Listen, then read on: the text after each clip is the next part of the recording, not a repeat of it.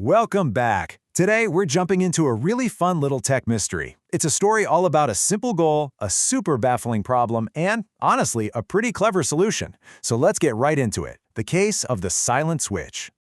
You know that feeling, right? You get a new gadget and it does almost everything you want, but there's just that one tiny thing, that one little feature you wish you could just tweak. Well, that exact feeling is pretty much where our whole story begins today.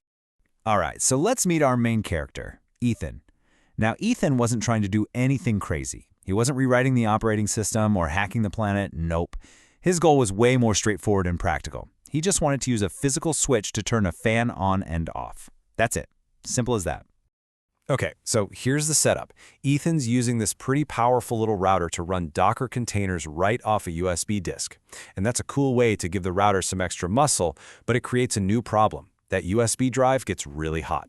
The solution seemed obvious, right? Just use the toggle switch that's already on the router to manually kick on the cooling fan when things heat up. Now, what's really cool about this specific router is how it handles that switch.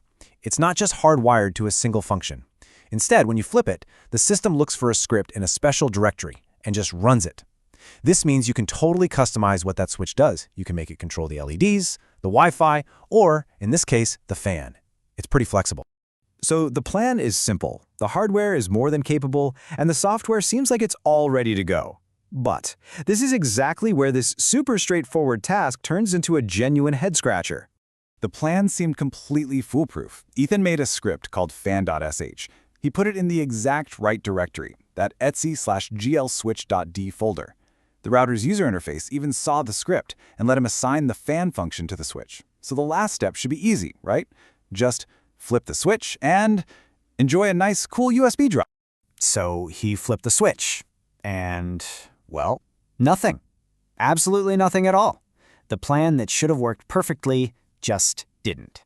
And when I say nothing, I mean a total, complete lack of response. The fan didn't even twitch. But here's the real clue. When he checked the system log, there was nothing there either. No errors, no confirmations, not even a sign that the system tried to run his script. It was like it just vanished into thin air, a total digital ghost. Okay, so something is obviously very wrong here. It's time to put on the detective hat and start following the digital clues. The investigation is officially on. You know, when you're troubleshooting a problem like this, where do you even begin?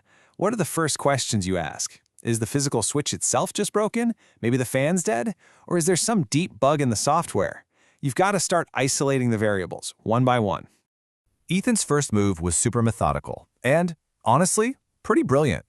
He decided to test the whole system with a script he knew for a fact already worked, led.sh, the script that controls the router's lights. This was going to be his control in the experiment. And this test just perfectly lays out the core of the problem.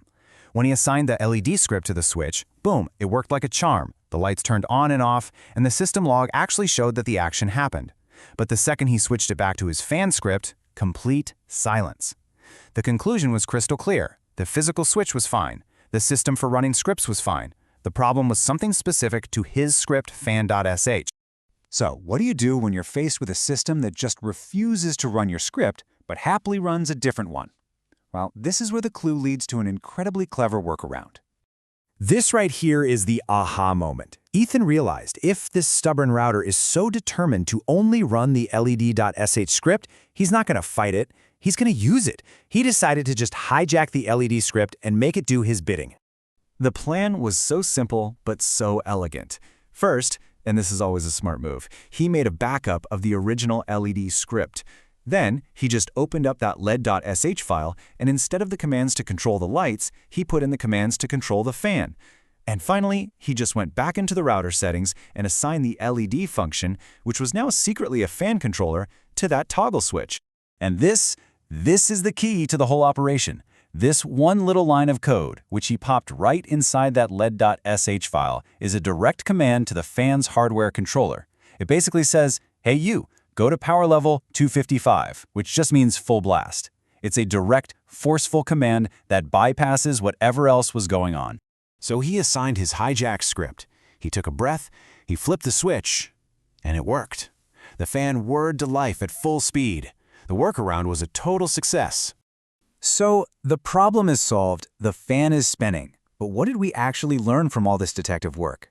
Let's unravel the clues and deliver the final verdict on our case. Okay, so here's what we know for sure. 1. The physical toggle switch is working just fine. 2. The fan itself can be controlled perfectly with the right command. 3. The system that listens for the switch and runs a script is also working.